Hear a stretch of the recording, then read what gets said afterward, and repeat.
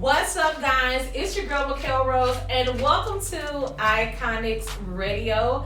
This is going to be an amazing, educational, informative interview. I have my amazing queen here, y'all. We got Miss Christina in the building. Christina, how are you? Oh, calm down, people in the back, calm down. You know your fans is in here, girl. Listen. The kids going crazy. Look. So I want to come up a little bit more into the get all the way in there, girl. Yes. Oh. I love it. It is so good to see you.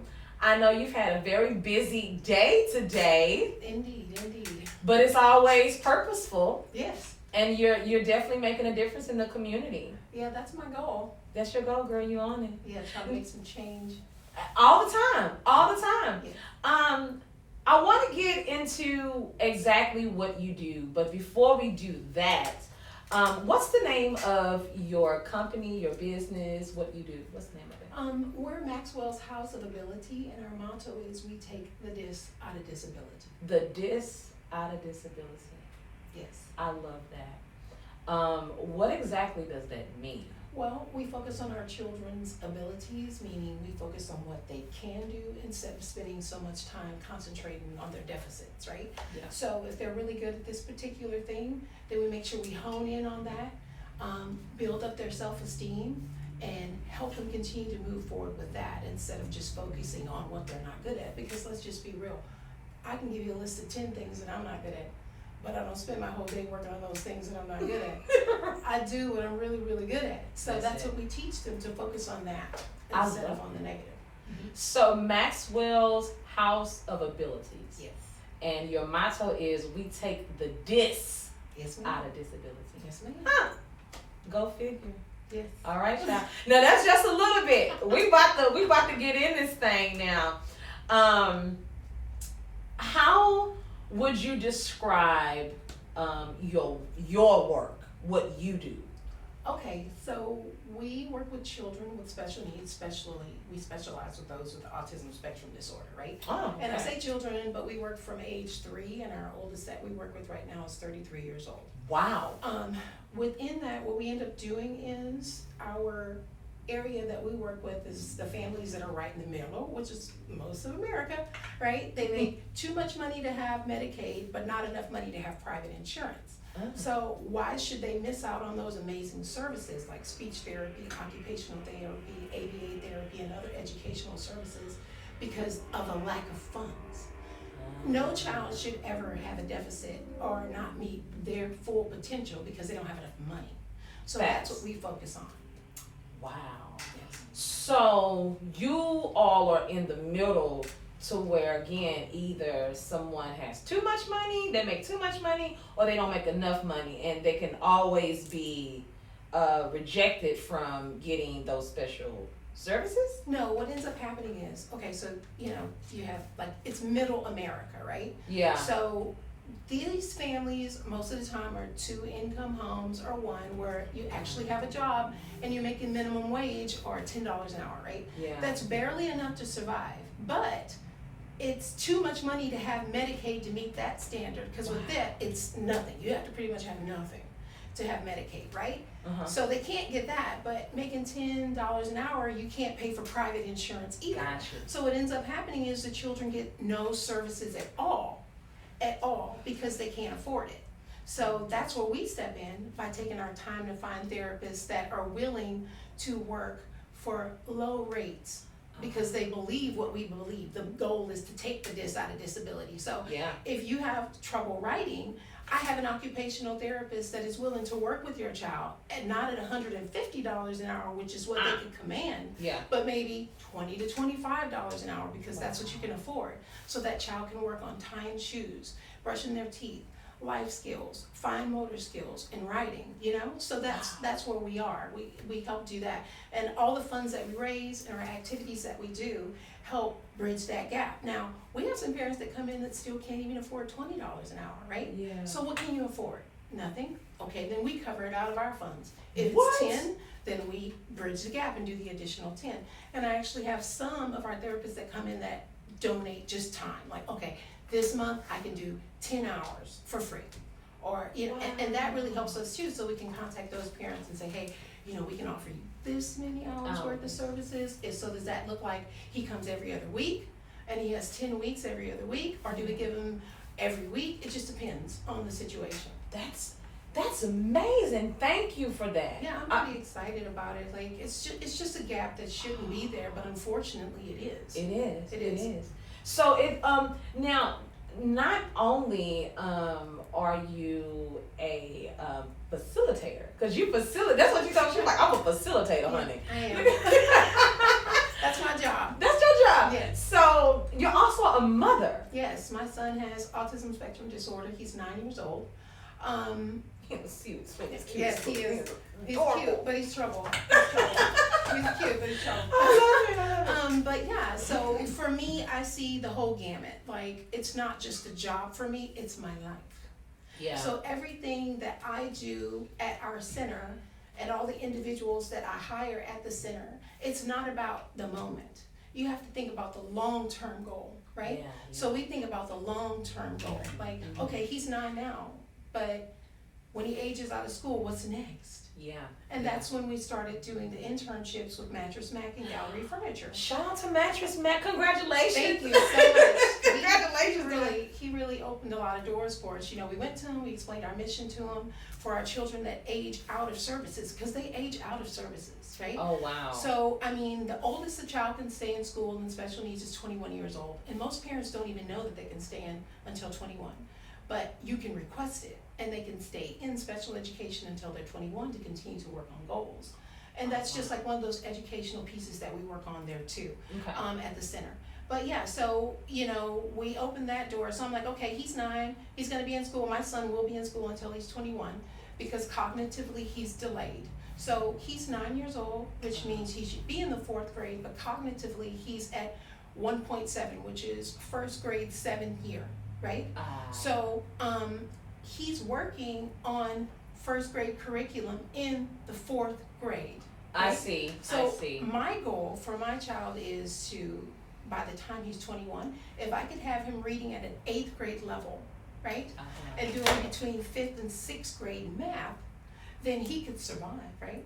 It may not be what's typical for neurotypical children, but you have to customize it for your kids, right? Yeah. So it's like, okay, so everybody that walks through my door, it's like, what are we gonna do? We're gonna start at this age, and then when they get to this age, we have a plan for this age. So by the time they hit the work age, we have a segment. They're gonna do Torchy's Tacos and Gallery Furniture. We're working out with AT&T so they can get educational internships. Because I don't mean to cut you off, but the companies that you just named are companies that you've partnered with. Yes, I've partnered with them. Torchy's Taco. All 19 locations here in Houston. 19 locations. All 19 locations. Mattress Mac. Yes. Partnered with him. Yes, Gallery Furniture. Gallery Furniture. One of the biggest givers. Just a huge blessing. He's an amazing person. He's an amazing person. just hands down. Hands down. Hands down. Amazing. Don't move. Yeah. Okay. Flat. AT&T. Yeah. Wow. Yeah. That's huge. We've been pretty blessed. AT&T gave us iPads for our children for assistive technology, because some of our children are nonverbal. So they're able to download the app so we can help them communicate through devices. And right now they're currently working on getting us more so we can give them to other students that aren't just within our facility. Wow. You know, so I feel tremendously blessed with that. And one of our board members works with AT&T, and he helps us out a lot too. So that's I feel very, very fortunate that they believe what we believe that there's change that's available. It is. And the only thing that it takes is for us to get out there and make it happen. Everything comes from an idea. Yes. But also everything comes from a story. Yes. Oh, you got a story, girl. Yes. I didn't know where to start with that story. Oh my God, I got you, sis. Where are you originally from? I'm originally from Houston, Texas, right here. Okay. And what was it like growing up as little Christina? Well, my mom's a teacher, so oh, come on. She was not messing around. Homework. Not only was she a teacher, she taught at the school that I graduated from. So Fun. yeah. Nice. So I got no slack. no slack. And she knew everything in every grade I had before I knew it. Wow. So. She's like, yeah, I know. Yeah. I know. I'm You like, ain't been man, okay. tell me first, not her. So you're in school, and obviously there was always something that was different and special about you. Yeah, well, Let's talk about when it. I was in elementary school, my teacher, her name is Susan Becker. She still works at Olsen Elementary. Hey, Susan. Hey, Susan.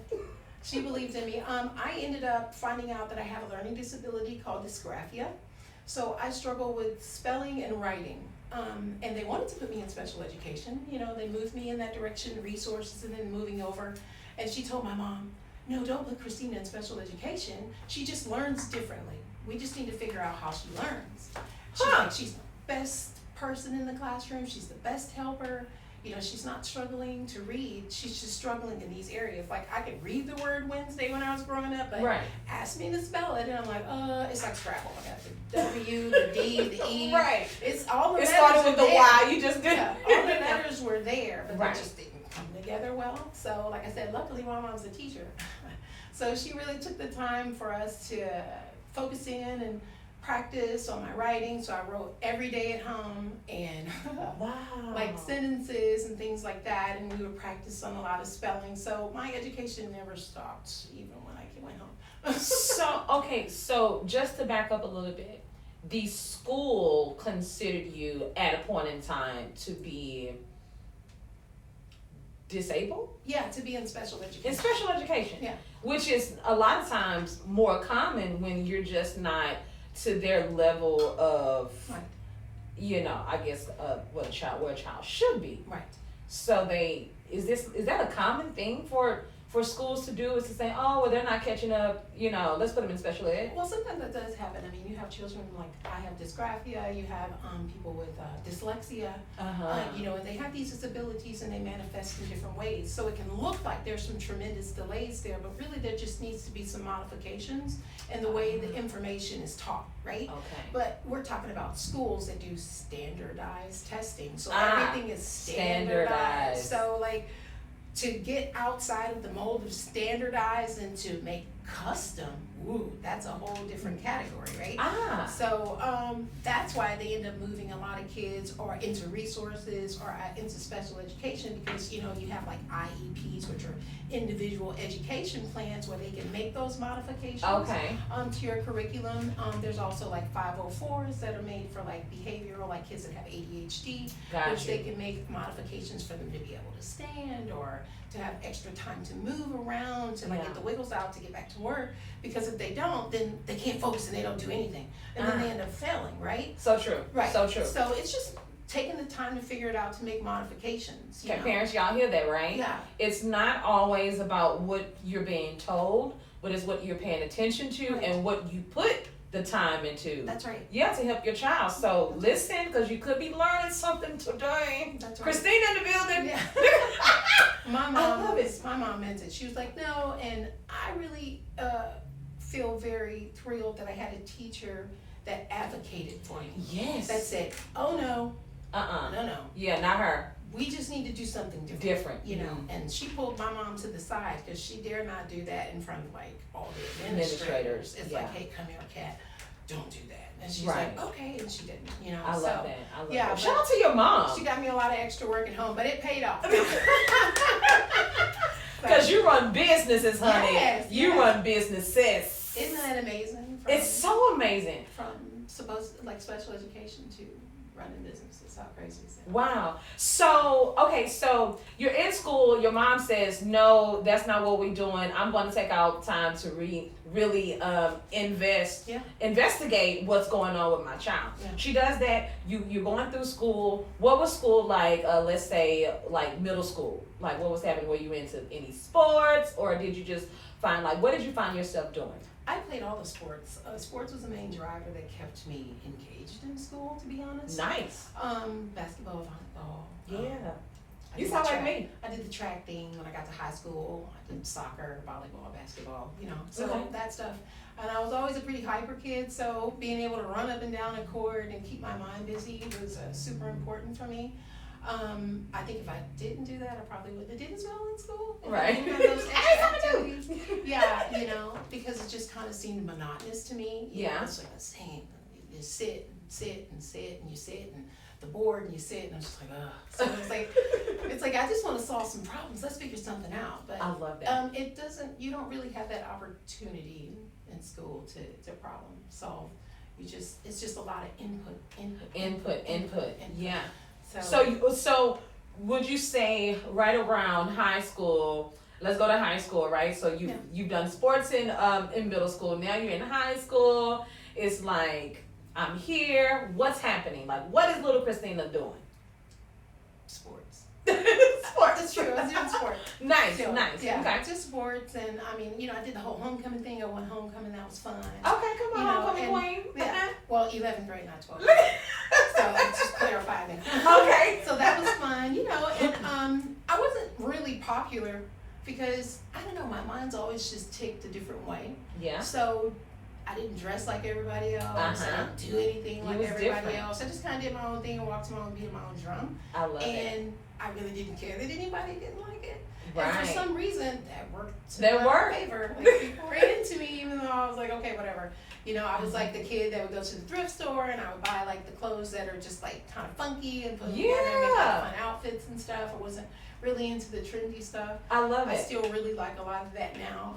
You know what, Christina? I'm gonna go ahead and let the cat out the bag. Right. All right, y'all. Listen. Back in the day, my grandmother used to go to the thrift stores. A couple of them little mink coats y'all see that I used to wear to school. Listen, my grandmother knew how to pick them out. That's I had like it was almost like a red wine mink coat, honey. Ooh, Girl, that's what? nice. It had like a black, and then it had like a burgundy type of Oh, mink, honey, nice. like real mink. You can tell it was. You can't find that in the store. You can't find it. You couldn't find that in the store. So just know your girl. You know everything was quality back in the day. I didn't like You it. know, coming down out the closet, but it was nice. So thank you, Granny. Anyway, so I just wanted to say that because I think that says a lot about you, because most of the people that when you're in school, like you want to look like everybody else, but a lot of icons, a lot of game changers have always been different in their own right. Yeah, we were weird growing up, but we're Yeah. pretty cool as We're pretty cool now. Yeah, we lit. Okay, Yeah. I like that. So, college is coming. What did you go to college? Yeah, I went to school for a little while, but it wasn't for me. Wait a minute, Christina. What? I went to school for a little while, but it wasn't for me. Like I said, it's just input, Wow. input. Yeah. My brain is hardwired for output. Like I said, I want to create and problem solve. You know, like I'm actively seeking out things to make and to problem. You're a solve. hands-on Yeah. problem solver. Yeah, so I called my mom and I'm like, Mom, I'm not going to school anymore. She was like, excuse me? To the teacher. Wait a minute. Like, I want to do something else. So I started my first business. It was CJ and Company Home Improvement. I was 19 years old. I found guys to go out and hang sheetrock that was old enough to be my dad. They didn't want to listen to me, but I got the job done.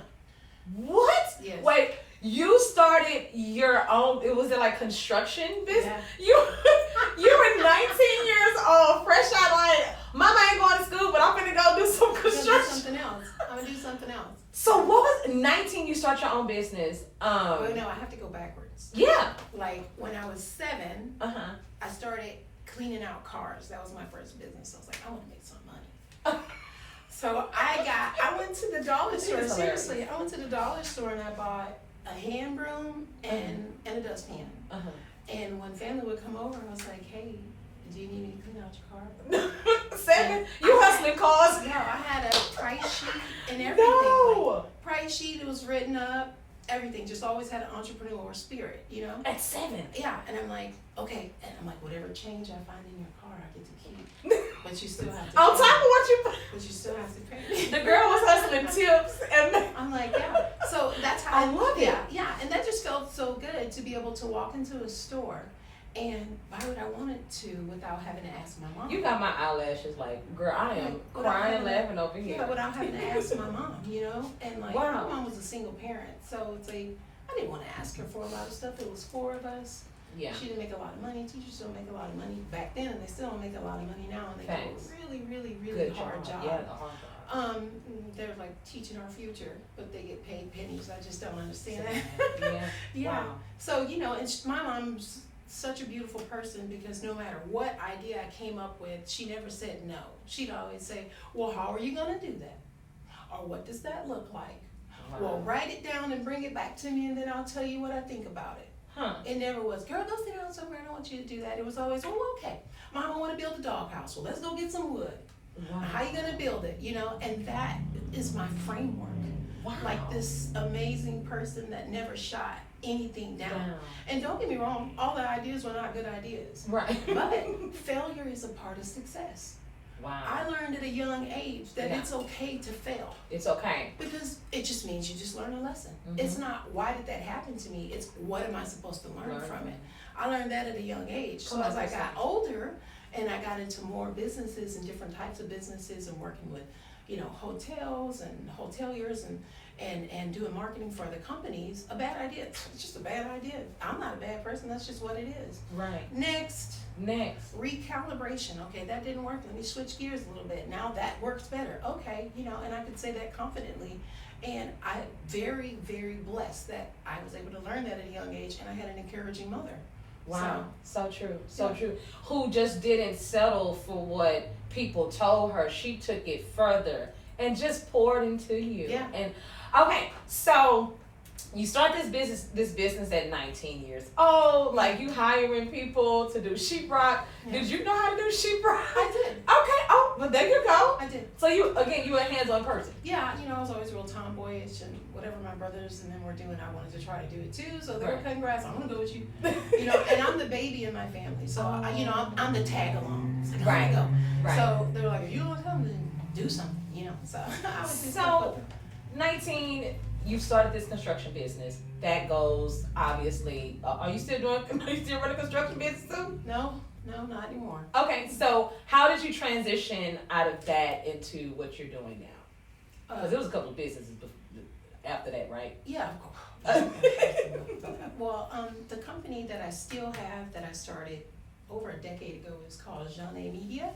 And we do advertising. We did it for Comfort Brand hotels, hoteliers. We did some stuff with the American Cancer Society. A lot of really, really fun stuff. Wow. Yeah. Girl, you don't play. No, I don't play around. And then I learned more about failure. Very, very long time ago, I used to model, right? Okay, and come on. And that's a lot of rejection. Okay, I don't know if anybody knows. But it is a ton of rejection. Yes, and then once again, it's another lesson I learned. It's just failure. It's not about you. It's just at the moment, even though you're presenting yourself, you're just not what they're looking for at the moment. You can never personalize it, right? Yeah. So it's like, okay. So going through the marketing and advertising, the first time I got a chance to work with someone with special needs, her name was Vanita. Okay. And her dad, his name is Ravinder Jarrett. He still is a physician in Augusta, Georgia. He owns 15 hotels. He's a hotelier, and he's an OBGYN. Wow. Their daughter had massive trauma in her head, and she was older than me. I was 25 years old. She was 32. And she just gravitated towards me. She really liked me. And I was like, oh, great, I like her too. So every time I would go somewhere, she wanted to come with me. So I asked for permission. I'm like, hey, I don't mind if she comes with me. Can she come with me? So when I would go make the runs or go drop off at the bank, and we'd go, and that time Usher was a hot song. Yeah. This is the chance, so we'd get in the car, and so you'd get in with me. And I knew then, I was like, wow, I really like this, Wow. But I was a military spouse, so we ended up moving to California. Okay. So, of course, as military type, you pack up, you go. And then I went there and I started a chain of stores, baby toddler kit, right, on a retail store. What? And because no one hires you when you're a military spouse. So for me, I was like, hey, I'm an entrepreneur at heart. I'll just start. I got this, right? So, it taught me how to pick up and start over, build something, make friends, put down roots. You know what I mean? I love that. So I went there, and I always really thought about her. And then my son was born in 2012, right? Okay. I started noticing some subtle differences in his behavior. He was the quietest baby ever. he really didn't make a lot of noise. And we would walk, odd that the baby doesn't make a lot of noise. And I'm like, oh girl, be happy, you got a good baby. Right. I'm like, but this good baby or not, this baby should be making some noise, you know. And he wasn't talking and engaging. And when I would go to the doctor and tell them, like, hey, I think something's going on, you know, they do the test where they drop them as long as they catch them. It's true, you know. Parents know what I'm talking about, you know, they just to check their reflexes. Yeah. So those types of developmental things, he's doing good, and they were just trying to chalk it up to me like, oh, you're just a new mom. I'm like, no, I actually have another kid that's like 10 years older than this one. I know what I'm talking about. Something's happening right here. And then every time I would kind of get close to getting someone to understand what I was doing, we were moving to another duty station. So here I am with another doctor, and I'm like, okay, this is all the stuff I'm noticing. And you know, so it took forever for us to get a diagnosis for him because we were just moving so much, right? Yeah. And he didn't talk until he was 5. So I'm like, wait, I mean, you know, it's just a yes or a no here or there, yes or a no. But by the time we had the diagnosis, you know, and it was just like so desperate to hear what his voice would sound like, and I would hear all these kids talking and cooing. I'm like, oh my, when is it my turn? You know, when is it my turn? And then finally, as a parent, talking, yeah. I'm sorry. As a parent, I'm sure that was frustrating. Yeah. But it was like you were determined. Yeah. To hear your son's voice. Yeah, and not only did he not talk, he was super picky about food. He only ate 3 things: peanut butter and jelly, oatmeal, and banana. And if he wouldn't eat anything else. I don't care how hungry he got. He would only pretty eat good diet though. I'm just saying. He would only eat 3 pretty healthy. things. You know, just 3 things. Wow. That's it. And he was into like smearing poop on the wall when he went to the restroom. That was the thing. He would always line up his toys in like perfect order. Like everything had to be lined up and measured. And if you move it, he'd come back and put it back. You know, he was really meticulous about certain things. Really sound sensitive. He'd really get frustrated and anxious at high-pitched sounds or too much noise and too much volume in the car. I couldn't listen to music. Wow. There's just lots of things, you know, but I was just kind of honed in on the aspect of trying to get him to talk, you know. So, you know, we're doing therapy, we're waiting, you know. Finally comes around, and in the middle of doing that, I'm trying to get to work, so I'm trying to put him in childcare. He's getting kicked out because he's got some stimming behavior. He likes to jump, he can't sit still.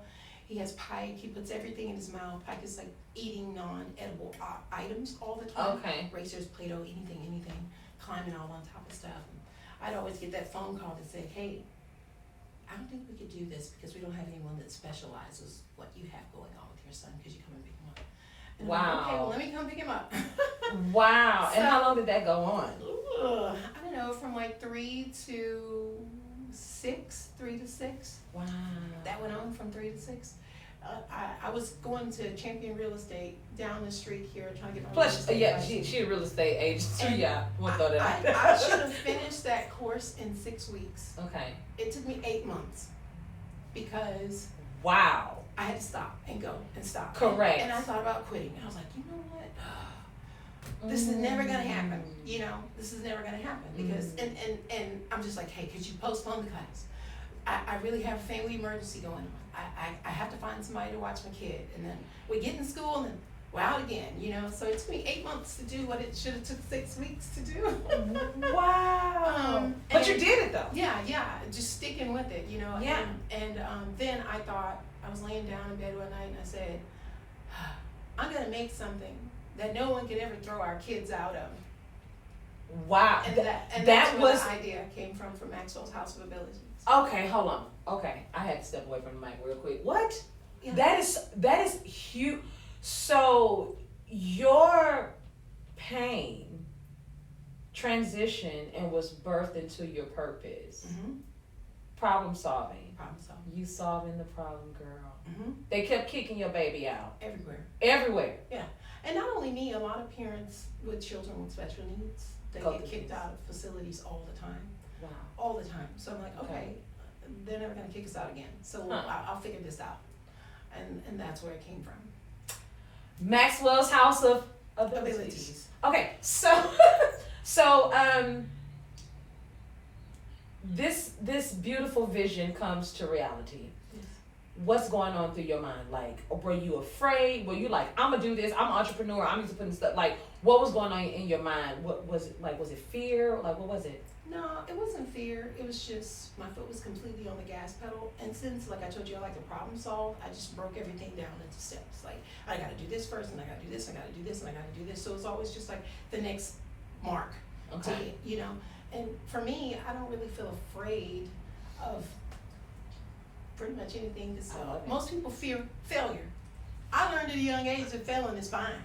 Right? And, wow. and to succeed, you have to learn how to be as comfortably uncomfortable as possible, because in that uncomfortable space is where growth happens, right? So if you never, ever, ever let yourself get uncomfortable and fail, you never move forward, you never succeed, you never grow, ever. So I'm fine with being uncomfortable. I told y'all was gonna learn something today with Christina in here. Yeah. I love it. You're dropping gems. Yeah. So when you find yourself getting into an uncomfortable space, sit in it.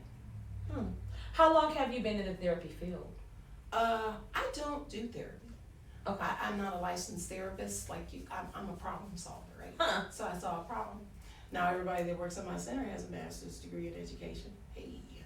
Wait, hold on. Okay, so you didn't include yourself. You said everybody else. Yeah, I don't have a degree. I'm a problem solver and an entrepreneur. What do you mean you don't have a degree? I don't have a degree. You stopped at bachelor's, associates, none of the above.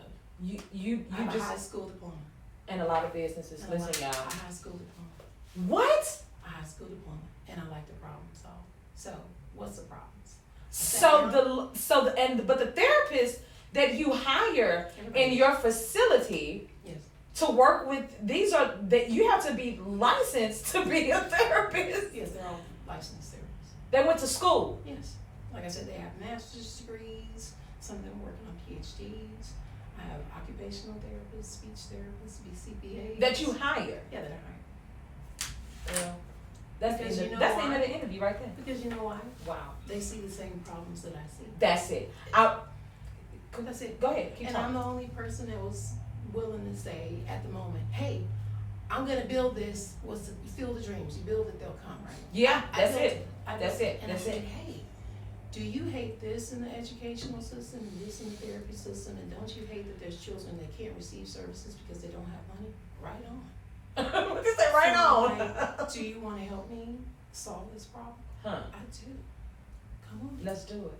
I did it. You know, that was my whole point. I'm not downplaying or downgrading anyone who does or does not have a degree. Right. It's meeting at the same finish line. Yes, the biggest thing is, I love it. I've been fortunate enough. There's two types of people, right? You Okay. have people that'll work for your money, and then you'll have people that believe what you believe, so they work for the goal. I'm fortunate enough that everybody that works in my facility believes what I believe, so they don't work for money. They work for the goal. I love that. And the goal is to change and to help our children take the out of disability, whatever that might look like, because it's different for each individual, Yeah. right? Yeah. So, I mean, I hate to say this, that they always talk about high functioning and low functioning, right? Yeah. So you have your high functioning people that might be in Silicon Valley, they say that, Bill Gates has autism, you know what I mean? And like all these other, individuals that are like higher up, right? And then you have your lower functioning children that may not ever go to college, but maybe their disability is to be functional, to be able to brush their own teeth, to wash their face. Yeah. They're gonna be at home for the rest of their lives, maybe help mom and dad wash dishes. Yeah. That's so true. To be functional. We see this happen every day. Right. We have family members that we see every day. We see people every day. We're like, something's not quite right. Something's not connecting. Yeah. And it's always good to not judge those people. Yeah, judgment is not good. No, you don't judge them, but you help them. Yeah. You reach out your hand. And girl, thank you. Yeah, so wow. Life skills is one of the things that we teach, right? Okay. That's brushing your teeth, tying your shoes, getting yourself dressed, showering, washing dishes, making your bed, folding your clothes. But this is something normally that a child should learn at home. Okay. I'm gonna say this. Just because I'm playing devil's advocate. Just because they need extra support doesn't mean they're not getting it at home. Okay. So let's say the normal child, normally you brush your teeth maybe twice a day. Okay. Once or twice, right? Right. But maybe this individual child may need that toothbrushing worked on several times throughout the day to master that skill. Oh.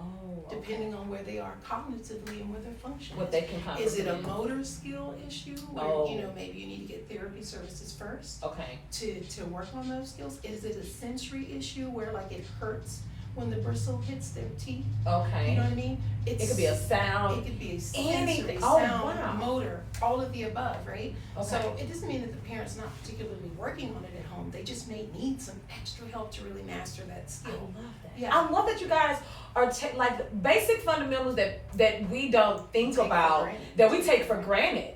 You are teaching and assisting families to help their loved ones become better functioning people, right? And then functioning adults. Taking that dis out of disability. Taking that dis out of disability. Girl, you better say it twice. out. Come on. That's what it is. Yeah. I love it. Like my son, we've been working on a goal for like 6 months What is that goal?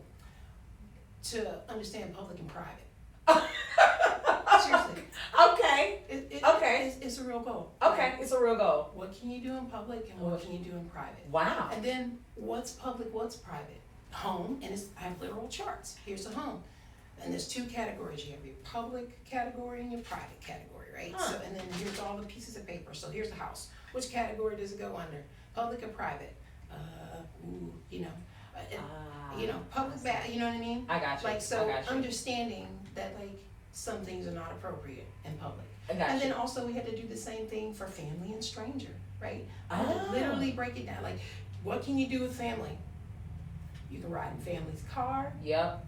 You can eat after family. Yep. You know, you Yep. can let family in the door. Yep. Strangers. Don't open that. Don't open. Right. But those are things that come naturally to us that you think would come naturally, but it does not.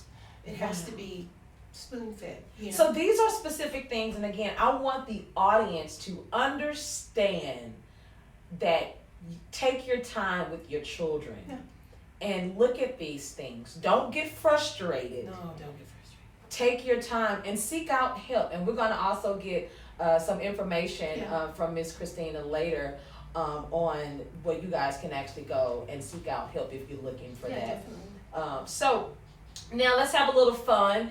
What type of music does Christina listen to? I'm pretty eclectic. I like dubstep, house music, country. Christina! I like What, old dubstep? school. Come on, what? I like old school, everlasting bass. I like that old rap like that. Okay. So and I'm a lover of house music too. So Yeah. Okay. But I grew up listening to like Duran and stuff like that because my mom was really into that. And Right. used to apply all those like old bands like that, Phil Collins and stuff. So some of that's like Classics. a big part of me. And then I really love my old music, Frankie Beverly and Maze. And all Girl, that listen, stuff like come that. on, legend. Let go. Come on. At each and every barbecue that you must have, Frankie Beverly and Maze better come on at least one time. At least one. At least. And then now they got the line dance with it too. What? Get up and get it every Come time. on, let's go. So one thing that I definitely wanted to speak with you about. Recently, there was a story that hit the headlines, and it kind of ripped the hearts out of America as well as the city of Houston. The baby Kendrick, where the mother and her boyfriend allegedly murdered him in the apartment, and his brothers were forced to live in the apartment with his remains of almost a year. So this is an ongoing story that is, the more details that we find out, I just get speechless talking about it because it's heavy, it's real, and these are some of the issues that we have to face. Right. Unfortunately, he lost his life. He was autistic. So my question to you, as a mother of an autistic child, and then also as Tell me, what are your thoughts about that?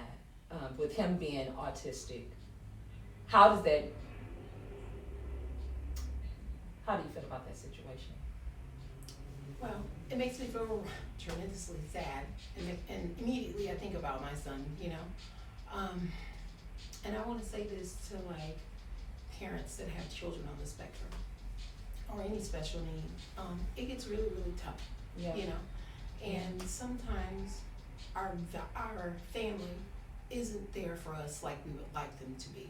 Yeah. Whether it be because of a lack of understanding or a lack of patience. Yeah. But before it gets to a point where you feel like you want to physically harm yourself or your child, yes, it doesn't make you weak to go find help. Yes. It doesn't make you weak to stay and find a therapist. I'm struggling. Right. I don't know what I'm doing. Right. I feel like I'm unraveling at the seams, Yeah. you know. Or if you can't handle that child, let them go with the family that can. That can. You know. That's right. That would be my recommendation. And I guess there's a lot of pride and ego and shame that goes along with admitting that you can't do it. You can't do Like, it. nobody wants to admit that they can't do something. Right. You know.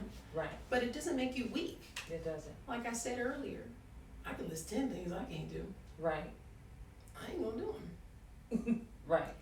You know, and I say that freely now because I failed enough to feel vulnerable enough to say, I know I'm not good at something. That's right. That's right.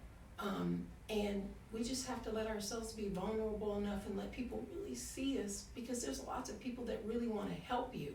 Yeah. But if you're always stoic and you always look like you can handle it, people that want to help you can't help you. They can't help you. That's right. But if you just open up a little bit, you'll be amazed at who wants to pour into you and help you before it gets to situations like this. Yes. You know? Thank you so much for that. Well, with that being said, guys, we definitely want to send our prayers out to the family at this moment, as well as the surviving victims and brothers and sisters of this horrific story. However, this is where the good part definitely comes in, and you can give us some information about Maxwell's House of Abilities. Let's first start off with where can people go and find you? Well, you can find us. Our website is maxwellshouseofability.org. We have 2 locations. Our first location is 3303 FM 1960 West, and that's our kid location. So we go from 13 to 15 years old in that location. We just recently opened an adult and teen facility. It's at 14420 Sylvansville, which is off of 1960 and Veterans Memorial. And that is 16 to adult. We don't have a cap on our ages for our adults. I love that. Because, you know, they need all the services that they can get, and we want to offer those services. And anything that we cannot provide, we do have resources that we can recommend to you, so you can go out and find it, you know. If our services, if we don't offer them, or if it doesn't fit, you know. Yeah. So we do have some partners in Katy, Southwest Houston, and so forth. So just reach out. If we're too far, we definitely can send you in the right direction to go to another location. Another thing that we have coming up is we have our Torchy's Tacos internship starting December 1st. So if you have any kids, or teens, because they have to be age to work, 16 and up, that are looking to get some job experience and they have ASD or intellectual disability, they can give us a call, join the program, and that program runs for 3 weeks. So that's pretty exciting. And currently we still do the kitchen cafeteria at Gallery Furniture, and that's on Fridays and Saturdays. And we do have some spaces available for that. Is this every week? Yes, every week. Oh wow! And this is ongoing. Yeah, with Gallery Furniture is ongoing every Friday and every Saturday. Nice. Excluding holidays though, because you know we go and chaperone our kids. We don't drop them off.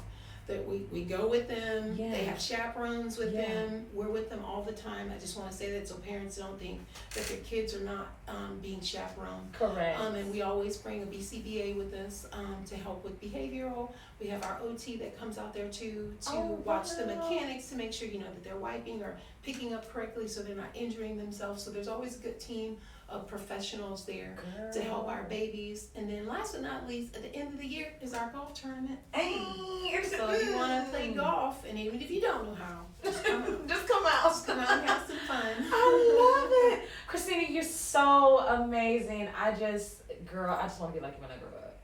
Like today. I don't know, I'm kind of trouble. No, It's been so amazing sitting here talking with you. And now, I always do this.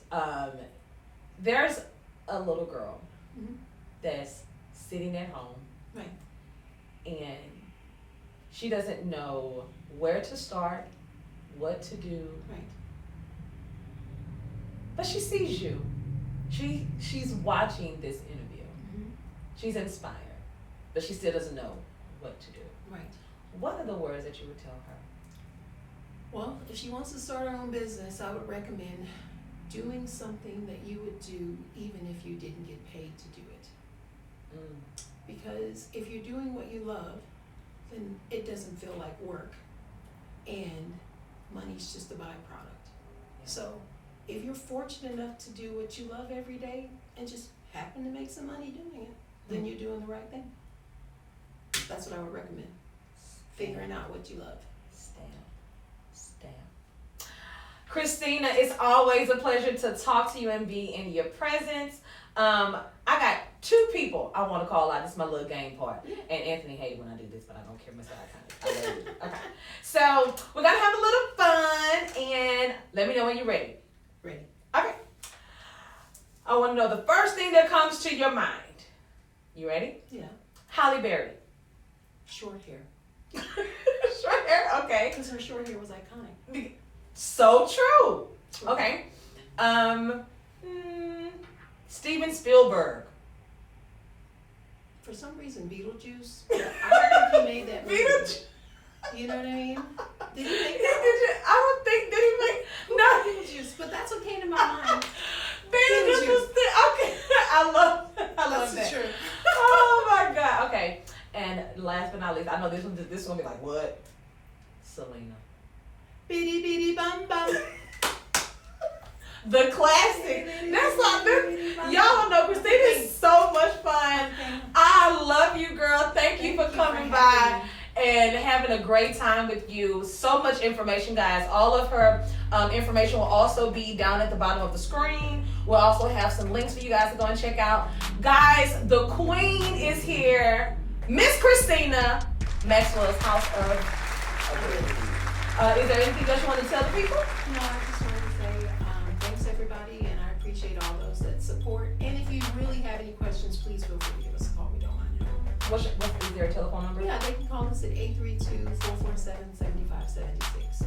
Okay, guys, that's all around the world. If you have any questions, like this is who you need to talk to for any information, with that being, and referral. So, guys, it's your girl, Mikhail Rose, Iconix Radio. Stay tuned, guys. We're going to do a walkthrough of her school. Stay tuned. This is going to be very good. Bye. Yay!